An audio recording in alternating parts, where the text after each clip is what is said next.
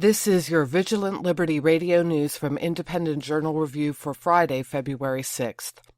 Jordan sent 20 F-16s into Raqqa, Syria, Thursday in response to the release of the ISIS video depicting the execution of their pilot, Lieutenant Moaz al-Qasasbeh. Preparation for the mission, dubbed Moaz the Martyr, was depicted in a video that was released by Jordan, which showed Air Force personnel writing on the missiles. Two of the messages shown in the film were, quote, "We'll show you hell from the Jordanian Air Force," and, quote, "From a brave Jordanian woman to you, Baghdadi." Jets flew over al-Qasasbeh's hometown after their mission out of respect for their fallen comrade, and Jordan vows this is only the beginning. In related news, Fox News is being criticized for making the full video of Moaz al-Qasasbeh's execution available online. The contention is that the network is doing this as a stunt to get views and ratings. Fox News Executive Vice President John Moody told Mediaite, "Well, this is a moment unlike others that we've seen associated with ISIS.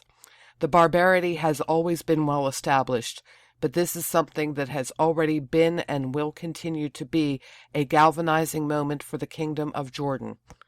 People have asked since 9/11, where are the moderate Muslims when it comes to condemning and fighting global terror? And the King of Jordan is showing, through his bravery and actions, that it's there. The video drew immediate response from the kingdom, and it'll be a moment seen forever as a turning point. We felt it important for people to understand the barbaric acts that took place."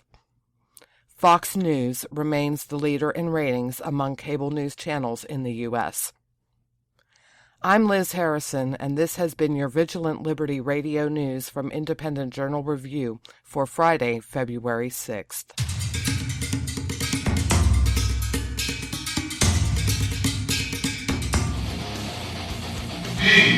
VLR.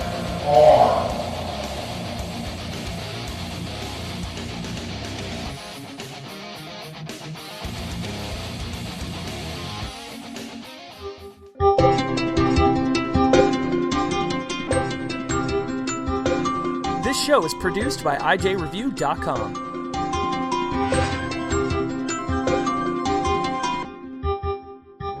This show is copyright by VLR Media. All opinions of panelists and guests are their own and may not reflect the opinion of VLR Media, the host, or anyone else. Let's be clear. Now let's be clear. Now let's be clear. There are no winners here. Now let's be clear. Now let's be clear. Now let's be clear. There are no winners here. Two minds are better than one. Time for the right mics with Mike Miller and Michael Hausum. Dude, it's Friday. I can't believe it. And dude as in plural. This is the Right Mics with Mike Miller and Michael Hausum. Got a fun show lined up today. Got some fun stuff actually to talk about at the beginning. Some hilarious stuff. If you want to weigh in, 412-567-6879. You listen to us live one of three places. Obviously, you're listening, so you're at least on one of them. But that would be our website, therightmics.us, also on Spreaker, The Right Mics, or on vigilantlibertyradio.us. Follow us on Twitter. Hausum dutifully manning command control on Twitter, and he will share with me everything relative or relevant that needs to be shared. So, Michael, how you doing today, man? I'm doing very well, thank you. Well, very good. Yeah, I was up, I got remember that story that we did a couple days ago about Obama's budget and the silly things that are in it, and we talked about that climate resiliency toolkit? How could I forget? Have you thought about anything other than that? No, I want one. I kind of got a bee in my bonnet, and I was up till 2:30 doing a video about it. It is now the it might be the single most frustrating thing I have ever encountered since I've had my own radio show or co-host you or whatever. The absurdity of that. Anyway, so I was up to like 2:30 working on that, so I'm a little behind the eight ball here. Well, that's all right. I'm gonna watch it pretty soon. I think you crafted it for Town Hall, maybe to put up there. Well, I've actually done two versions. We'll see what happens. Well, yeah, we'll see what I know happens that with the second version. Yeah, right. right. I know that Town Hall. They've already told me they're going to run it. And by the way, when I say behind the eight ball, what I mean is I've utilized an eight ball to get me going. Well, that's good, whatever that means. I'm still. You don't know what an eight ball is? I do not. Oh, that's funny, Mike. Well, what is it? I would just think with your drug. See, I knew that's where you were going, but I. Yeah, it's an eighth of an ounce of Coke. Oh, see, I didn't know that. Now it's been decades since I did try cocaine 2 different times. Really? Uh-huh. Guess what? No biggie either time. I mean, maybe it was cut significantly or whatever. Listen, I was a hippie, dude. I mean, well, we thought we were hippies. I wasn't. All right, but I got to tell you, I've never done coke. I had a buddy of mine that did some coke a while ago. Let's just say it was quite some time ago. A really good friend of mine, and he said that he did it once. He said it was so extraordinary. He said I can totally understand why athletes and people like that blow 20 grand a week on coke. Yeah. He said it was just, it was perfect. Okay, let me tell you a quick. Have I told you this Coke story that's related to a former famous world famous rock band? Have I ever told you that story? No, but that sounds interesting. Okay, so excuse me, good friend of mine. This goes back years. I mean, this goes back. What the hell? What was I? I was in my late 20s. Okay, so no comments needed from you, but you're trying to do the math on that. But I was dating my first wife, and when I say first, I should say late because that implies that I left one or one left me. But anyway, so like a Wednesday night, I mean, at my apartment. It's like 10:30. I'm getting ready to take her home, and my phone rings. It's my good friend from college, and he says, "Meet me." He's like almost whispering. He says, "Meet me at Lucifer's at midnight."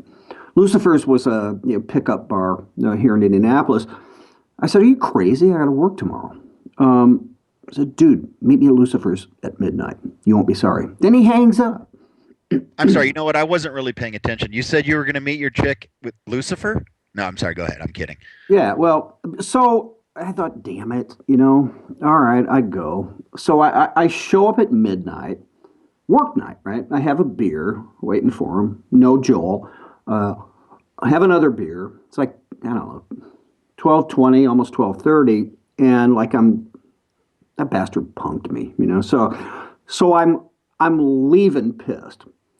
As I walk out the door, I see this black limo pull up. It's like a circular drive thing. My friend gets out. He's with 2 dudes with long hair, with English or Scottish accents. And I'm thinking, what the hell is going on? So he walks up ahead of him, and I said, "Who are those guys?" He kind of whispers. He goes, "Led Zeppelin roadies." And I'm thinking, this is more elaborate of a scam than I thought it was. Okay, so we go back into Lucifer's. We have a couple of beers, and so we end up. 465 is the outer belt around Indianapolis. So we end up in this limo driver, obviously. The 4 of us in the back, and doing just a little bit of cocaine, okay? So I'm still thinking the whole thing is a complete ruse. As luck would have it, I had pretty good seats to the Led Zeppelin concert the next night in what used to be Market Square Arena. It exists no more. And only then did I realize, as I'm sitting there with Chris, my late wife, that the dude running out and switching out guitars for Jimmy Page was one of the guys at Lucifer's the night before. Oh, wow. How cool is that? That is pretty darn cool. I mean, for an old guy, an old hippie dude that liked Led Zeppelin, I thought it was. It was a Right. fun. It was a fun night. Oh, Anyway, that is. I'm sorry. But you weren't a big fan of the Coke thing, though, huh? I really wasn't. I mean, I told you too back. That was more than several years before that. I did LSD one time as a senior in college, no, sophomore in college, and all I could think when I did that was, I'm going to do this every day for the rest of my life, and I never did. I never did it again. Right. Oh, that's interesting. But it was pretty fun. You know who's not having fun right now? Who? Brian Wilson. Oh, Williams. You know what, though? I said that again. Brian Williams. Yeah. Before we get to that, we need to do a little cleanup on your Facebook, by the way, dude. What's going on? What did I do? You put up that meme about the president and the audacity of hope. Yes. Our friend Todd went to factcheck.org. That's a manufactured quote. Ooh, Not real. You got to take that stuff down, dude. It's not real. I'm gonna take it right now. Yeah. But yeah, I'm thinking that he's, and as I said there, I mean, he's demonstrated that multiple times in the past. But I wonder where that came from. That's I usually, yeah. Anyway, okay, it's gone. Okay, so Todd will declare victory and slink away until next time. So yeah, Brian Williams not having a very good time right now. No, and as of yet, there's no there's no news that he's. I mean, apparently Brokaw said that he needs to resign, but he still has a job as of right now. Oh, they've said, I mean, as of yesterday, that they being NBC brass, they're nothing. They're going to discipline him. They have no comment and the whole bit. Okay, so, I mean, so some backstory on this, for those of you, I can't imagine anyone not aware of what's going on, that he has said for years, I think this goes back to 2003, that he was flying in a helicopter, birds as the military called them, flying in a bird in Iraq, that took RPG fire. He's told that story countless times before, and to Brokaw's point, he knows it's been a lie. So, was it last week? Earlier this week, Williams comes out and admits that he misremembered, if you will, and he apologized, right? Well, so the thing is, he actually lied in his apology. Do you know that? Right. Oh, it's just so incredibly beautiful, man. Yeah, so he says, I wasn't actually in the bird, and he called it a bird, pretended to be all like military and whatever, or at least into the lingo. I was in the bird directly behind, the helicopter that did get hit. While this is technically correct, okay, multiple military sources, both former and I suspect current, saying, that again, technically he might have been behind that helicopter, but he was an hour behind it. An hour behind it. I know. An hour behind it. And then he comes out with the whole, we all landed after the ground fire incident and spent 2 harrowing nights in a sandstorm in the Iraqi desert.